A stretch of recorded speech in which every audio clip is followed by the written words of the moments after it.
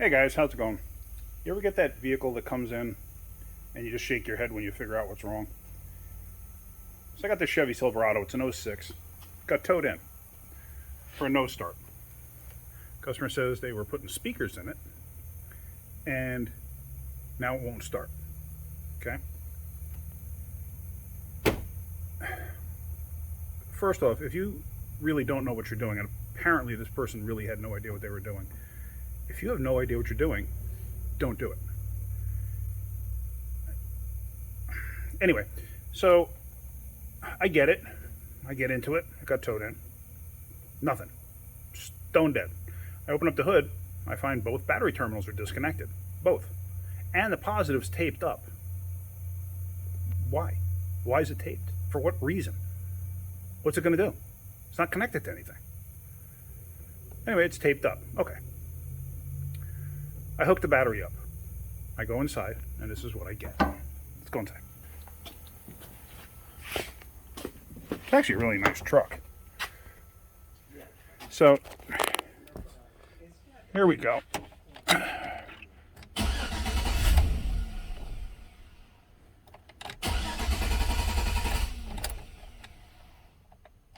Turn the key on, I can hear the pump turning on. Starts, shuts off. Every time I cycle a key, it'll start and shut off. Okay. Interesting note, the radio's not working. Power windows are not working.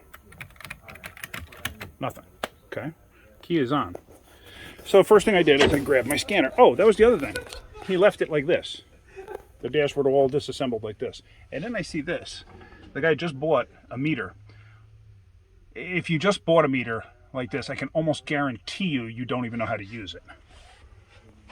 Although, I mean, I know you got to buy a meter at some point and learn how to use it, but I guarantee you this guy has no idea how to use it. His tools are all over the floor, everything else. Duct tape. Duct tape. We're using duct tape when we're doing electrical repairs. That's good. Yep, see? There's duct tape. So, let me do this. Let me go into code scan. So let's do a code scan. Anti-theft system fuel enable circuit. Here's the kicker with that code. Okay, P1626. That key, that is not a chip key. This thing doesn't have VATs or any of that stuff. So why is it setting that code?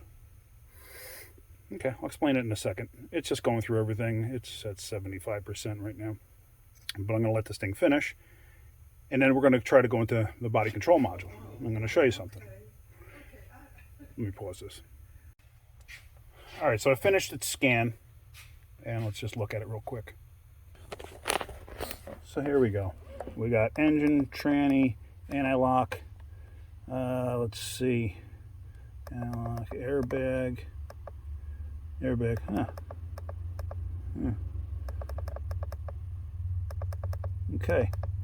Well, you notice that there's no, I've got class 2 communication issues. That means one of the modules isn't communicating. There's a problem on the bus where all the modules communicate with one another. So let's go out of here. Now, let's go body control module. Display codes.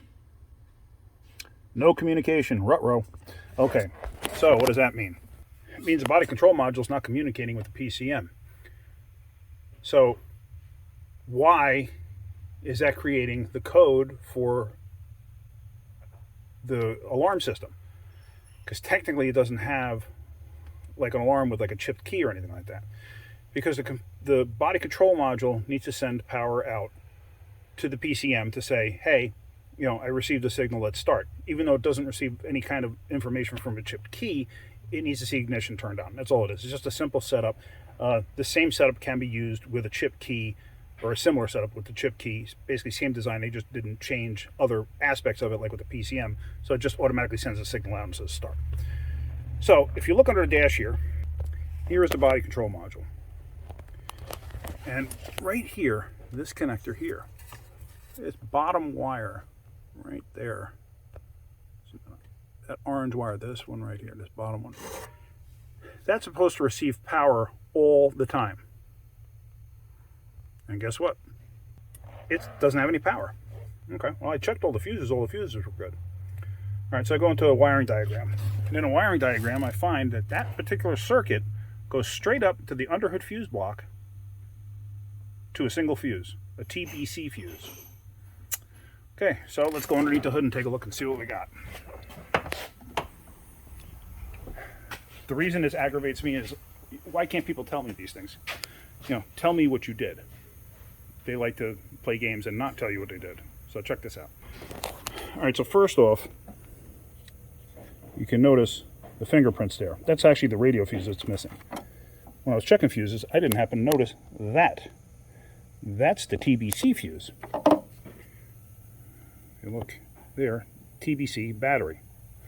Okay, now I did look inside the truck and everything else. I didn't happen to see fuses. So I got this fuse from inside my toolbox, and listen.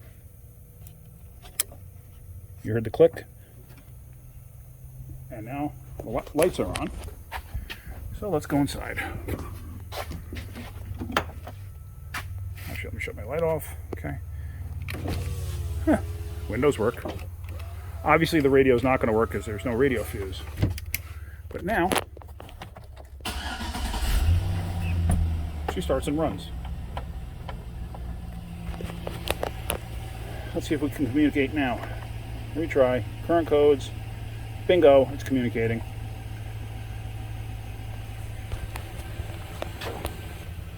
So all of this over a fuse. Got to pay for a tow. Got to pay for my time to diagnose it. If you don't know what you're doing, stay away. Just don't.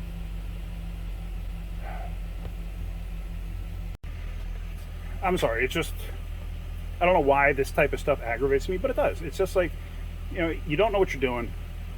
And it was a simple fix, obviously. It was just a 10 amp fuse.